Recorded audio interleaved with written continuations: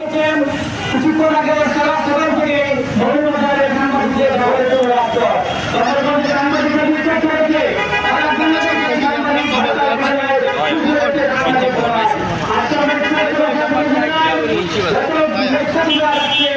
প্রকাশ্যে যুবকের সাংবাদিককে যেভাবে কুটিয়ে হত্যা করা হয়েছে সারা বাংলাদেশ সারা বাংলাদেশ ঘটনায় এখানে ঘটনা কিছু ঘটে যায় পরে সাংবাদিকরা আমরা সাংবাদিকতা করি তারা আমাদের সাংবাদিকতা নিরাপত্তা না থাকলে এই সমাজে নিরপেক্ষ সুস্থ সহজ এবং সাহস সাংবাদিকের সংখ্যা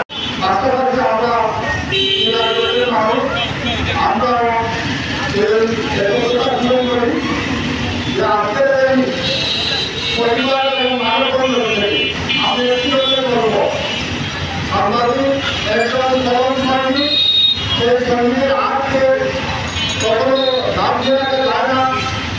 আপনারা আপনাদের হাতের নিগমের মাধ্যমে সমাজের সুশৃঙ্খল বজায় রেখে যাবেন এবং সমাজ সুশৃঙ্খলভাবে চলার যে নির্দেশনা আপনাদের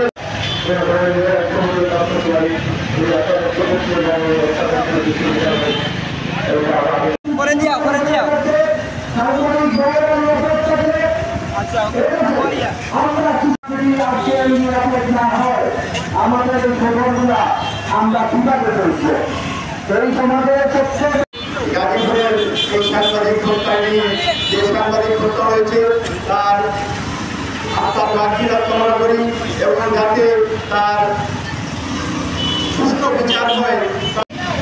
আমাদের মধ্যে থাকতে পারছেন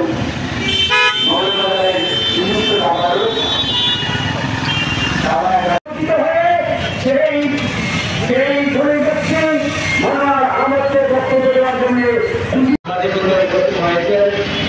এখানে আমি দেখতে পাচ্ছি সাংবাদিক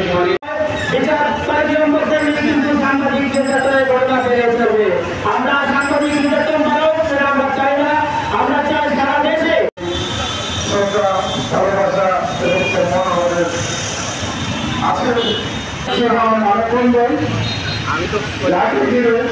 উপস্থিত হয়েছিলেন জাতীয় গণতান্ত্রিক জাতীয় নাগরিক পার্টির সুযোগ আহ্বায়ক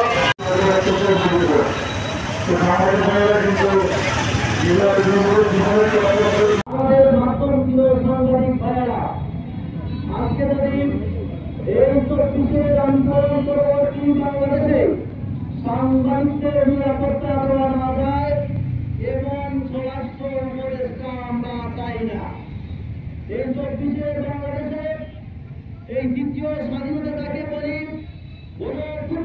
এই বাংলাদেশে একজন সাংবাদিককে প্রকাশ্যে বিমানকে যেভাবে হত্যা করা হয়েছে বাংলাদেশে ইতিপূর্বে এমন কাণ্ড হয়েছে কিনা আমাদের জানা নেই।